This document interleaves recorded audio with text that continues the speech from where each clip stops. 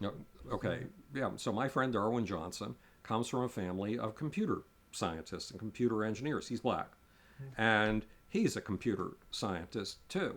And he's one of the best people you'll ever meet on planet Earth. But because he's black, every time he goes out on the street, he knows that his odds are good of being just treated as a hoodlum and thrown up against a car and searched and treated the way that Freddie Gray was treated. That's just part of the price of being black, and it shouldn't be. There's no way in hell that it should be. Marilyn Mosby, the state's attorney, who was prosecuting these 3 black policemen and 3 white policemen.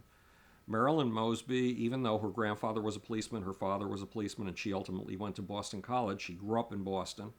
One of her closest family members was murdered in the street in front of her home. Some black people will tell you that in a black community, what they fear is not the police. What they fear is other black people. Because where does the culture of construction use its violence?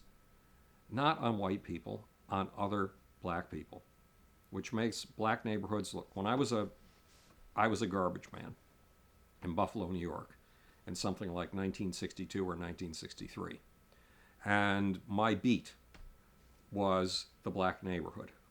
The black neighborhood was a neighborhood of these really nice 3-story wooden houses.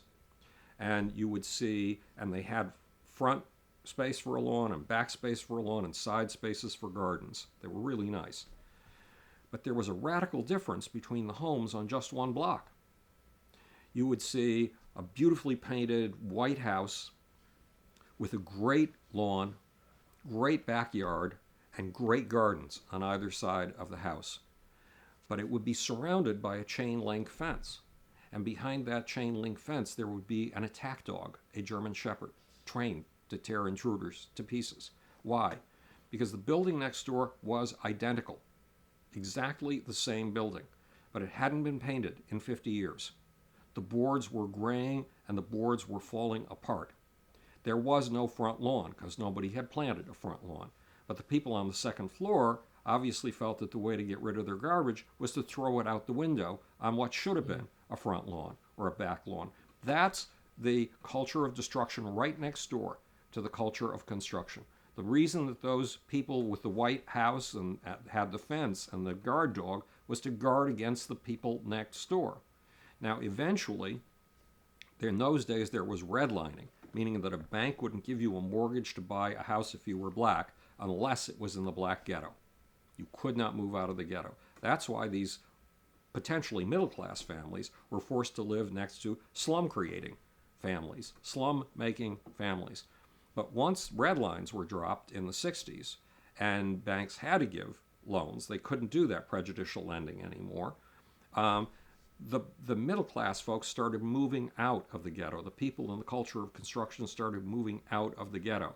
For example, Russell Simmons is the most successful manager in the history of rap music, and I worked closely with him to establish his Brothers Act, Run DMC. Run DMC did not come from a slum family in the South Bronx. Run DMC's parents were that generation who'd been allowed to move out of the ghetto, move out of Harlem. So they had moved to Queens. And one of their parents was something like a high school principal, and the other one was also a high-ranking administrator in the educational system. They had parents from the culture of construction. And for reasons I've never been able to figure out, they were attracted as a cultural symbol to the culture of destruction. It thrilled them. And that's what their music was about, an attempt to reconnect with the culture of destruction, but as a cultural symbol, because they never destroyed anything. And they went out on stage in neighborhoods in LA, for example, where gang warfare was all over the place. And they preached an end to gang warfare, and they preached peace. They preached the culture of construction, even if their music had the thrill of the imaginary participation in the culture of destruction.